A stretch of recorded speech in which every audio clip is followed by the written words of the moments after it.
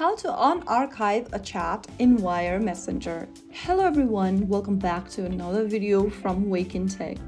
If you've archived a conversation in Wire Messenger, you can restore it to your main chat list in just a few steps.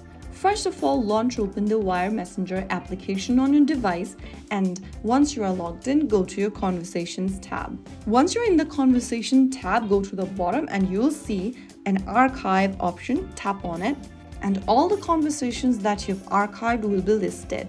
To unarchive the chat, swipe right on the chat and release. You'll see this pop up where you can see the Unarchive button. Tap on it to unarchive the conversation. So there you have it. Now the conversation is back in your main Conversation tab, and that's how you do it.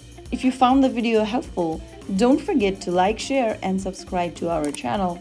I will see you again in the next video. Stay tuned and thanks for watching.